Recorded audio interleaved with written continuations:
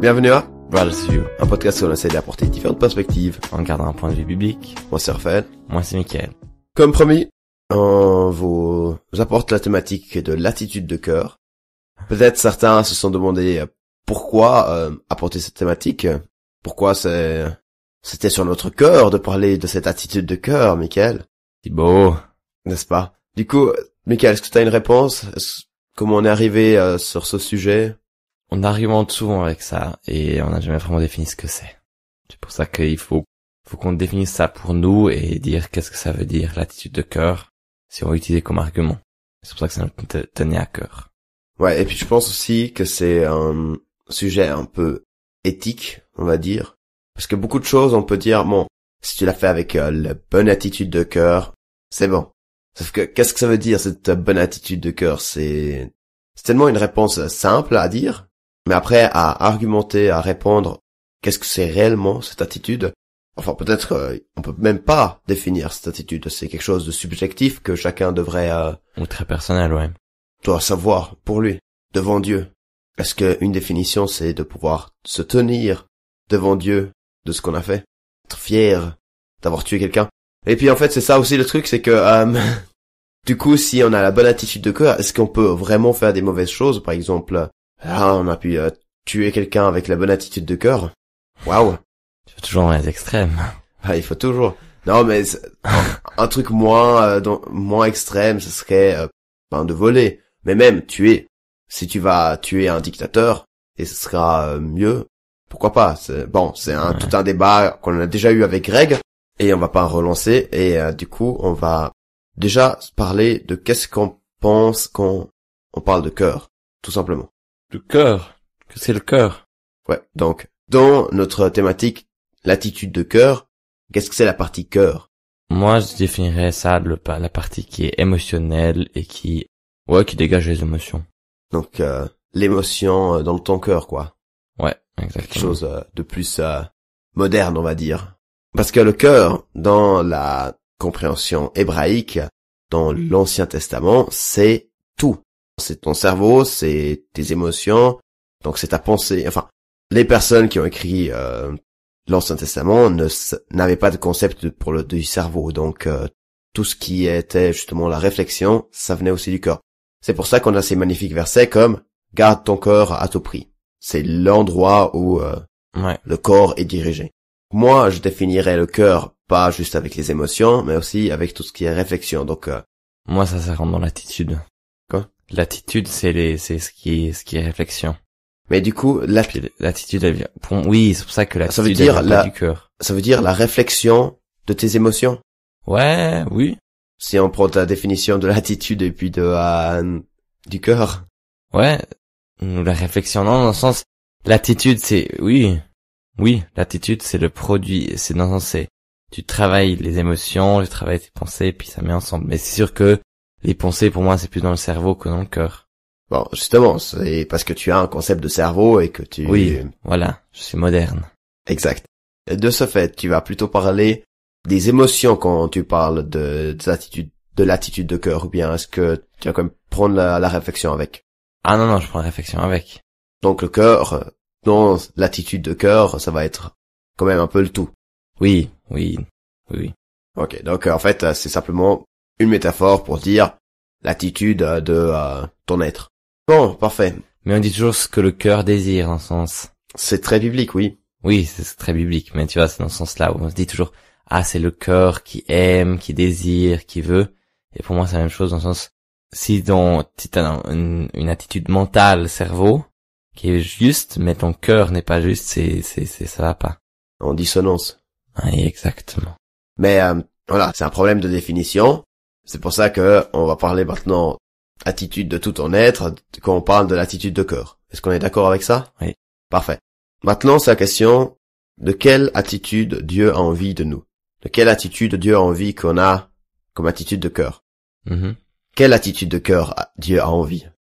Moi, j'ai l'impression que il y a déjà certains principes pour moi, dans le sens qui recherche le bien de son prochain. D'où tu sors ça? Aime ton prochain comme toi-même. Ok, du coup, c'est C'est juste ça ou bien est-ce que... Non, ça c'est un principe. Je veux dire, ça c'est quelque chose qu'il faut qu'on recherche. Et après, Du coup, tu n'oublies pas quand même... soit oui. Aime ton prochain comme toi-même, oui. Non, je parlais de Dieu. Oui, ça c'est le deuxième. C'est le premier, mon cher. If you want... Je les ai pas listés dans un... Tout à fait, ce n'est dans pas... Ce n'est pas une hiérarchie. Même quand Jésus le dit, ce n'est pas une hiérarchie. C'est une listing. symbiose, C'est une listing. Liste à puce. Son numérotation. Word? Non, ça vient en deuxième. Ça vient Ou en premier ou non, en deuxième? en deuxième. C'est une autre. C'est une autre, un autre principe. Ça vient avec. Ça vient avec. C'est Oui, et c'est quoi, Raphaël? C'est... aime ton Dieu comme... Non. Comme ça, non. Aime ton Dieu de tout ton cœur, de toute ton âme, de toute ta force et de tout ton esprit, si on prend l'idée que le cœur n'est pas déjà l'esprit. Enfin, de la pensée, dans ce sens-là. De toute ta pensée. Je crois que c'est ça. Donc ça, pour moi, c'est deux trucs qui sont fondamentaux. Et puis, ça doit être déjà la base de tes pensées, de ton cœur, de ta force, de ton esprit. Ok, du coup, ça c'est un des commandements que Jésus a donné. Mais est-ce qu'il y a plus? Enfin, je sais pas, moi j'ai fait une prédication, lien dans la description pour ceux qui sont intéressés de me voir sur scène. Ah, c'était à l'église, en live? Ouais, c'est ça, à l'église en live. T'avais parlé d'attitude de cœur? Oui. Eh ben. Oui, j'ai parlé avec l'exemple de Josias, un roi d'Israël qui a fait une réforme. Et du coup, j'ai sorti de son passage 4 principes. Lesquels? Mais quelle bonne question, Michael, je vais te les dire. Un cœur qui recherche Dieu, qui s'humilie, qui agit et qui choisit quotidiennement cette attitude-là. Ah, mais là, je me souviens que ça avait dit ça, ouais. Ça, c'est... Parfait. Et du coup, voilà, ça c'est un peu ce que j'ai retrouvé. Est-ce que j'y tiens encore? Bonne question. Mais il y a encore un autre passage que j'ai trouvé, c'est Philippiens 2, versets 5 à 8. Où c'est marqué que votre attitude soit identique à celle de Jésus-Christ. Là, on parle d'attitude. Ça, c'est en second 21.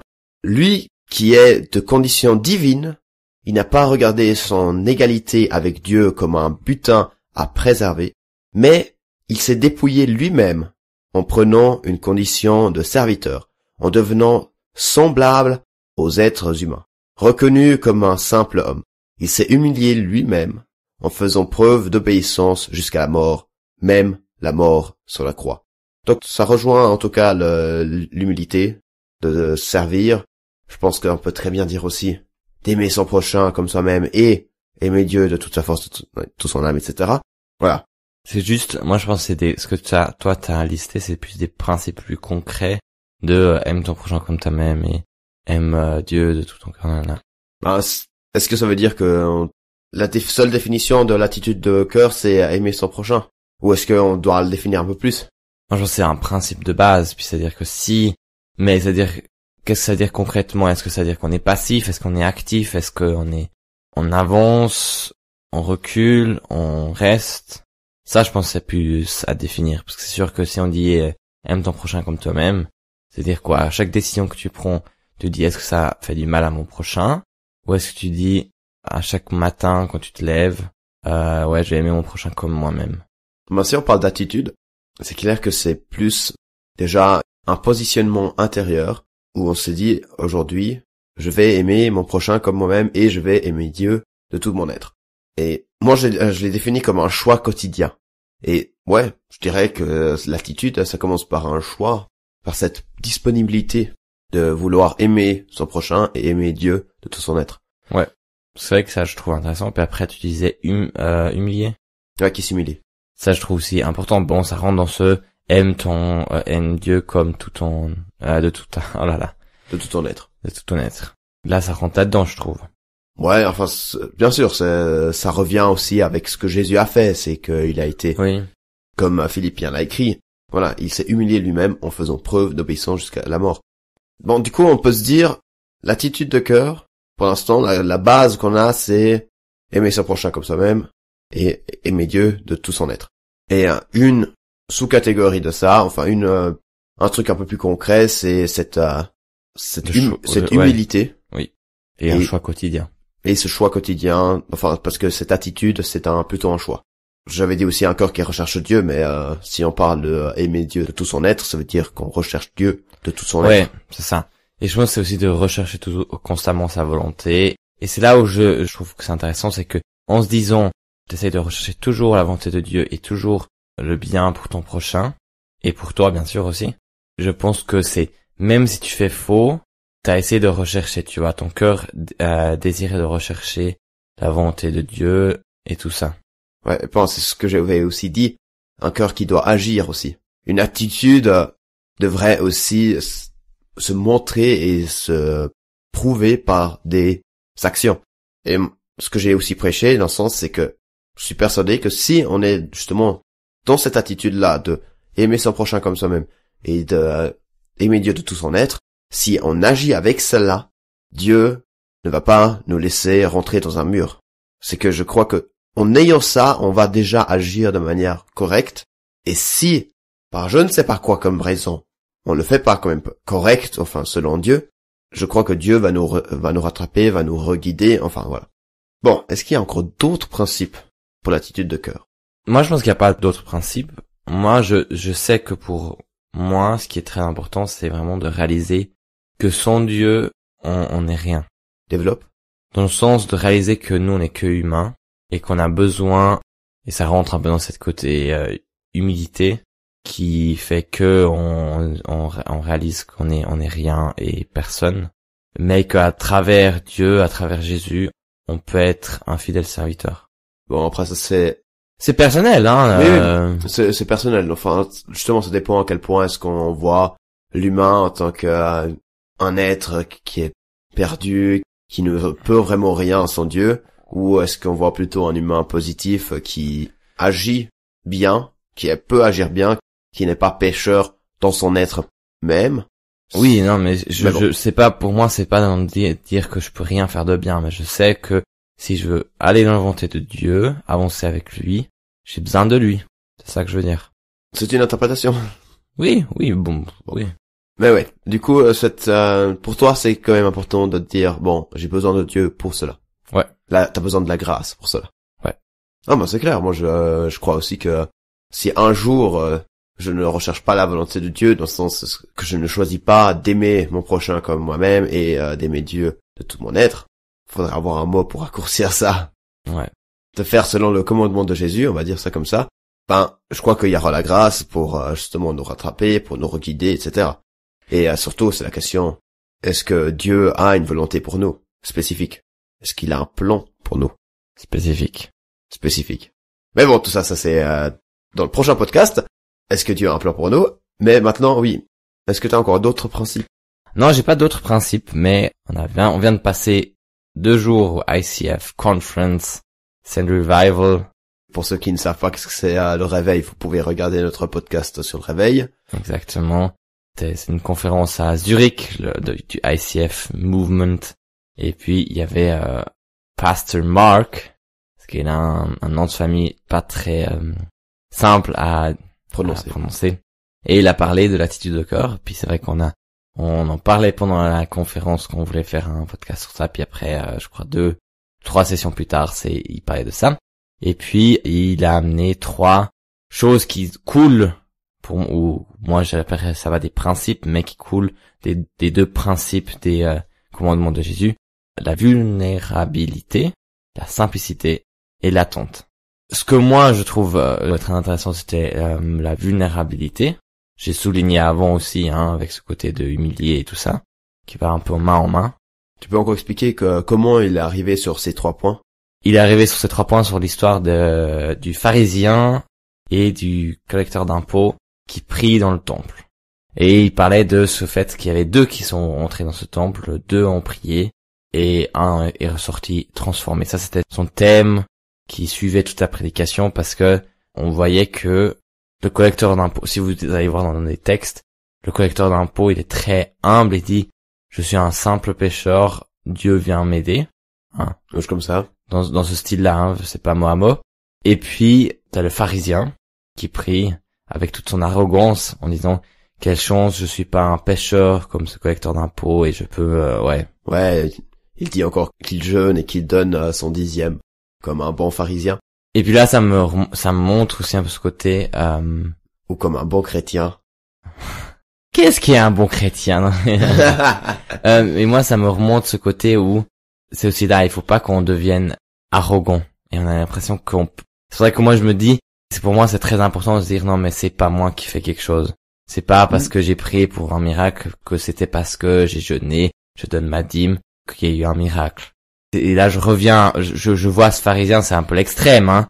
Mais pour moi ça c'est un principe c'est fondamental que tu fasses pas ça. Ben, ça c'est encore une autre question. Qui est acteur? Quand tu fais quelque chose de bien, Mickaël, tu dis c'est grâce à qui? Grâce à Dieu. Indirectement, bien sûr. Dans le sens, si je fais la vaisselle à la maison, c'est grâce à qui? C'est grâce à mes parents qui m'ont bien éduqué de faire la vaisselle. Et pour moi, c'est un principe où eux, ils m'ont appris, parce que c'est un geste généreux et d'amour de faire la vaisselle pour quelqu'un. Donc, ils m'ont appris ça dans le sens où c'est des bonnes valeurs. Après, c'est grâce à Dieu que j'ai pu recevoir une éducation comme ça. Mais j'ai jamais dit, quand quelqu'un me dit, ah, merci beaucoup pour la vaisselle, je dis, ah, c'est Dieu qui a agi. C'est plus quand ça tombe dans le surnaturel que je trouve c'est très important. Ah, alors oui, bien sûr. Dans le surnaturel, là, il faut pas du tout prendre sa grosse tête. Mais dans le sens, si tu as réussi... Faut jamais prendre la grosse tête. Non, mais si tu as réussi, par exemple, à tes examens, est-ce que c'est grâce à toi? Ou est-ce que c'est grâce à Dieu? Ça, c'est plutôt grâce à Dieu. Et quand tu as pas réussi quelque chose, Mickaël, c'est à cause de qui? C'est grâce à Pidi. Oui, c'est sûr que là, on rentre dans un scénario que je devrais encore développer, mais je dirais là comme ça sur le show, non, à pied levé que c'est moins, mais bah du coup on arrive après sur un truc dualiste où voilà. Tout ce qui est bien vient de Dieu et tout ce qui est mauvais vient de toi. Exactement. Du coup voilà, c'est pour ça que c'est pas une super définition. C'est un problème en fait. Je pense qu'on peut pas vraiment le définir aussi. C'est un point de vue, comment on le voit. Moi je pense que c'est un main dans la main, dans le sens que tu agis avec Dieu, tu apprends de ton mieux, et puis Dieu fait là aussi fait le reste. Du coup, si tu réussis tes examens, félicitations à toi, merci Seigneur. Voilà, on a les deux. Voilà, oui. En fin de compte, c'est quand même aussi parce que t'as bien étudié, que t'as bien travaillé. Mais bien que des fois, tu as rien foutu, et puis Dieu te sauve parce que il mais est ça, bon. C'est surnaturel. Ça, c'est surnaturel. Il faut redonner la gloire à Dieu. Voilà, c'est aussi cette perspective-là. Est-ce que on est vraiment que passif dans tout ce qui est bon? Moi, je dirais pas, c'est... Non, parce que c'est une décision aussi qu'on prend et on dit de laisser Dieu agir. C'est toujours compliqué, ce concept-là. Parce que même là, dans le surnaturel, si tu décides de prier pour quelqu'un, c'est une action que toi tu fais et que tu décides de faire confiance à Dieu. Tout à fait. Donc ouais, il y a aussi une petite part que... En fait, Dieu a aussi envie de nous utiliser pour son royaume. Du coup, on n'est pas seulement des gens passifs, mais on est aussi des acteurs. Et du coup, ça revient hyper proche justement à le plan de Dieu, qu'est-ce que nous on a comme rôle, etc. Mais on revient sur l'attitude de cœur. Vulnérabilité, moi j'ai pas trop de problème avec. L'attente, qu'est-ce que ça veut dire l'attente? Non, d'abord la simplicité. La simplicité, moi j'ai bien envie de débattre. Bon, alors simplicité. Non, on peut aller dans l'attente. Moi j'aurais réfléchi non, mais on fait dans le sens simplicité. Simplicité. Comment il est venu là-dessus? Ben c'est justement le collecteur d'impôts qui dit simplement Dieu pardonne-moi, dans ce sens-là. Ouais. Il l'a pas aussi lié avec la parole de Jésus qui disait que on sait pas prier. Ouais, il faudrait prier simplement, pas avec des grands mots. Et puis après, il nous dit... Tels les pharisiens. Et après, il nous sort justement une prière qui est hyper courte. Qui est là? Ben, le Notre Père. Hyper court. Hyper court. Alors, pour le temps, c'est court. Voilà. Peut-être pour certains, maintenant, c'est long. Et il a aussi sorti l'idée que soyez comme des enfants, le royaume de Dieu sera pour... Ah oui, pour les enfants. Ouais. Je me souviens plus de moi, mais ceux qui veulent arriver au royaume de Dieu, ils doivent redevenir comme des enfants. Et pas enfantins, hein. Pas enfantins, non, des enfants. Justement, cette simplicité. Et moi, j'en ai parlé avec quelqu'un. C'est quelque chose que j'ai envie de nouveau avoir. Cette simplicité. De voir le monde noir et blanc. Pour moi, ça c'est une partie de la simplicité. De voir, il y a certains qui ont raison, il y en a qui sont faux, point. Qui ont tort. Parce que tout ce que tu mets après en gris, ça complique. Enfin, moi j'ai l'impression. Je sais pas. Moi je serais jamais venu sur cet exemple-là.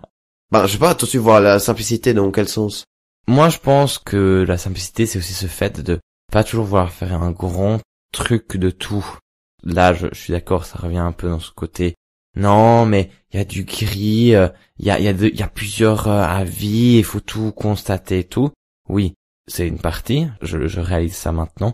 Mais pour moi, par exemple, tout ce qui est aussi prédication, des choses comme ça, est-ce que on va pas quelquefois trop dans du surplus, du beaucoup trop, et on va prendre plein de versets pour tout expliquer, tout dire, tout faire, et on oublie qu'on est de toute façon trop bête pour tout comprendre. Mais quand même, il faudrait essayer de comprendre. Enfin, c'est... Oui, mais tu vois, est-ce que, pour moi, c'est la prière, c'est le premier exemple qui est très bien. C'est dans le sens, ce côté de prier avec des grands mots, puis être un peu, ouais, Seigneur, nanana, nanana, puis de faire un peu le show. Mais là aussi, faut avoir une bonne attitude de cœur, et après c'est ok. C'est exactement ces exemples-là, là. Mais dans le sens, quelquefois venir simplement aussi se dire, non mais, voilà. Alors, cette simple prière, cette simple foi, de dire, je fais confiance à Dieu, point. Ça, je pense, ça joue. T'as pas besoin de savoir, ok, maintenant, Dieu va faire, devrait faire ceci, parce que sinon, il serait injuste, et puis, du coup, Ouais. ce serait contre sa nature, parce que, bien sûr, sa nature, elle est puissante. Enfin bon, tu sors tous tes concepts théologiques. Moi, je pense que ça va. Mais, après, cette simplicité, je trouve que c'est un idéal que je n'arriverai jamais à revenir. Je vois tellement, justement, différents avis, et j'espère, et je crois que, comme l'artiste Crowder a dit dans son chant Praise the Lord, qu'on arrivera au ciel. On va se marrer en voyant à quel point c'était simple, et à quel point nous, on a fait un grand tralala. Oui, mais c'est exactement ça. Voilà, ça c'est un bon exemple. Et ça je trouve, c'est...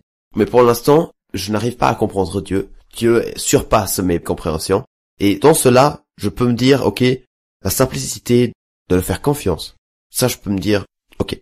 Et je pense qu'à fois c'est juste d'accepter des choses. Parce qu'on veut toujours aller dans les détails, dans tout, et savoir tout, et chaque chose. Fois je me dis, je sais pas si c'est vraiment juste de créer ces textes bibliques sur le dernier détail. Sur chaque mot. Si Là, on n'aurait pas de job, oui, je sais. Là, j'ai pas de job, hein. Oui. Comme Job. Oh là là, c'est joli, hein.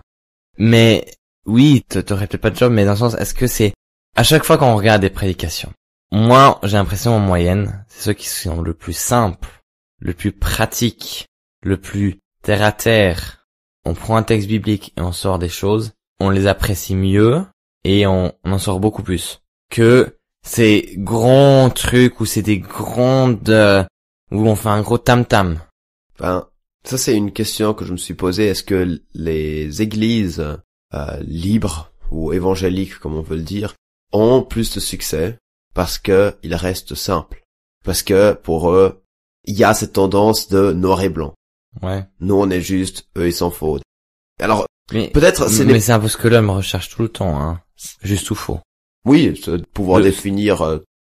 Enfin justement cette idée qu'il y a du gris entre deux, pour voir que tout est gris, c'est hyper difficile à garder, à maintenir. Oui.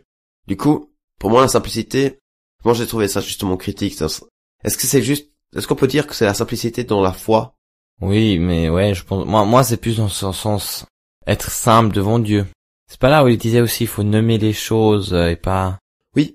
Ça, je trouve aussi bien, c'est de nommer les choses comme c'est, et puis pas de mettre des mots chrétiens sur tes péchés. Voilà. Genre, ceci est difficile pour moi. Pour? Je sais plus. Il disait, je crois, ceci est difficile pour moi. J'ai une addiction. Ouais, c'est ça. J'ai la peine de faire ça. Tu fais pas confiance. Mais c'est un peu, moi je pense que c'est plutôt ça. Dans la simplicité, puis je pense ça se retrouve souvent dans la prière. C'est-à-dire les réflexions, de comprendre le tout, c'est quand même pas si mal que ça. Arrête d'en faire un gâteau, d'en faire un gros truc. Oui, t'aurais plus de job, Raphaël, je sais, t'aurais plus de job, je suis désolé pour toi. Mais qu'est-ce qu'on serait plus heureux quelquefois. Alors t'inquiète, il y a encore d'autres personnes qui voient la complexité. Hein. Ce n'est pas seulement les théologiens qui compliquent leur vie. Bon, tout ça pour dire du coup simplicité. En prière. Dans la prière, dans la foi. Et même, si pour vous c'est simple de parler du kérigme qui transcende tout l'univers et que vous trouvez de la puissance dans tous ces mots-là, dans votre prière, vous pouvez y aller. Tu penses que là, quelqu'un va comprendre? Non. Alors, c'est très bien. Là, c'est de la simplicité, tu vois. C'est au cas où s'il y a des théologiens qui... Ouais, bon. Alors, l'attente encore. Ça, c'était le 3e point. Ouais, c'était, si vous priez pour un miracle, croyez que vous l'avez déjà. Voilà. C'est un peu charismatique, mais c'est pas forcément... Ouais, c'est un verset biblique, je sais plus où. J'en suis pas sûr. Si, c'est un verset. Si Ah, vous priez pour un miracle ou oui, oui, pour quelque chose, c'est pas un miracle. vivez, oui, excuse-moi. Si vous priez pour quelque chose, vivez comme si vous l'avez déjà reçu. Ouais, comme ça. Oui, dans ce sens-là. Voilà. Cette attente-là que, justement, il y a des choses qui vont changer, il y a des choses qui... Exactement. Bon. Est-ce que ça, c'est vraiment une attitude de... Est-ce qu'on peut le balancer ça dans l'attitude de cœur? Ça, je trouve que c'est un peu trop spécifique par rapport à la prière. Ouais, oui. Bon, l'exemple est vraiment sur la prière. Je veux dire, deux sont venus dans le temple, Deux ont ont prié et un est ressorti transformé. Tout à fait. Donc ouais. Quelque chose encore à dire par rapport à l'attente? Moi, je trouve que c'est, non, spécifiquement pour la prière, c'est juste, c'est correct. Oui. Faut. Tout à fait, mais c'est pas forcément l'attitude de cœur dans ce non, sens-là. de base, non. Ça, c'est pas le cas. Donc, l'attitude de cœur, du coup, si on a bien compris cela, c'est suivre le commandement de Jésus. Et en prendre les fruits qui en découlent. Voilà, si on peut faire ça de manière le plus abstraite possible, ce serait ça. Simple. Simplicité. Alors, je sais pas si c'est simple, ça, mais en tout cas, vous avez une ligne directrice pour cela. La question, c'est est-ce qu'on peut voir, juger l'attitude d'une autre personne? Moi, je pense pas. C'est quand même très personnel. Je veux dire, tu sais jamais ce que la personne a pensé quand il s'est dit, non, mais je recherche la volonté de Dieu. Je recherche le bien pour moi et pour mon prochain. Peut-être il sait plus que toi. Et peut-être, si quelqu'un a fait quelque chose de bien, en fait, il voulait même pas faire quelque chose de bien. Ouais. Il s'est dit, je voudrais bousiller la vie de quelqu'un par des hasards et des malentendus. L'autre personne, elle sort de la dépression. Qu'est-ce que t'as comme exemple, Raphaël? Ça, c'est du nonsense. Tu veux bousiller la vie de quelqu'un? Pareil, il sort de la dépression. C'est-à-dire que t'es en dépression et tu voulais encore bousiller sa vie. Comment t'arrives à faire ces deux trucs? Parce qu'elle a une dépression, bousiller sa vie. Tu veux la tuer? Puis après, elle sort de la dépression? Non, mais... Oh là là. Je prends un autre exemple. Oui. Oui. Alors, t'as envie de bousiller la vie de quelqu'un et puis en fin de compte, tu fais quelque chose de bien. C'est simple. Non, mais dans le sens, c'est que ça, oui. Cette attitude, enfin, l'attitude ne veut pas dire forcément quelque chose que de bien va sortir. Et comme j'ai dit, une attitude reste tout simplement une attitude et n'aura pas de fruit tant qu'on n'agit pas. Du coup, mes chers, agissez avec la bonne attitude. Voilà, puis je pense que pour des gens, par exemple là, moi j'ai dû prendre une décision, il y avait deux choix et ils étaient les deux bons. Il y a des gens, ils m'ont dit après mon choix, ah non, c'était le mauvais choix et tout. Mais pour moi, mon attitude de cœur était de rechercher la volonté de Dieu et il m'avait dit quelque chose de contraire à ce qu'on pense qu'on ferait. Et donc, voilà. Et c'est là où on voit directement un exemple très concret parce qu'on se dit, ah, mais là, l'autre personne a pas fait quelque chose de bien ou de bon, mais les autres, ils savaient pas tous les éléments, donc ils savaient pas tout, ils voyaient pas tout et donc c'est très difficile aussi à juger ça. Ouais. Ok. Du coup, est-ce que c'est plus clair quand on va parler d'attitude de cœur? Plus ou moins? Du coup, je pense que oui. Avec cette conclusion. Non, je pense que oui, mais en réalité, au début, je me suis dit ce sera un thème très compliqué, mais en fin de compte, c'est très simple. La simplicité. Mais c'est très abstrait. Bon, c'est ça. Et il y a pas de mode d'emploi. Alors, justement, là, en fait, on pourrait presque sortir dans la thématique éthique. Qu'est-ce que c'est bon et mauvais? Et puis, moi, je suis presque plus dans Karl Barth, un théologien.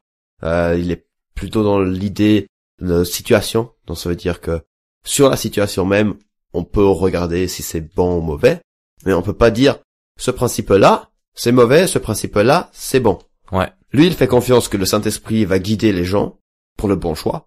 Mais cela balance encore tout plein d'autres questions théologiques. Mais nous, on peut dire, si t'as la bonne aptitude, Dieu sera avec toi. Et de manière générale, normalement, ça devrait être bien. Donc, aimez votre prochain comme vous-même et aimez Dieu de toute votre âme, être, cœur et pensée et force. Et je pense que si chaque matin tu te redécides et tu repris ça, ta vie, tu auras la bonne attitude de cœur. Tu vas gagner 10 millions. Ouais. Oh. Merci d'avoir écouté. Et au prochain épisode de Brothers View.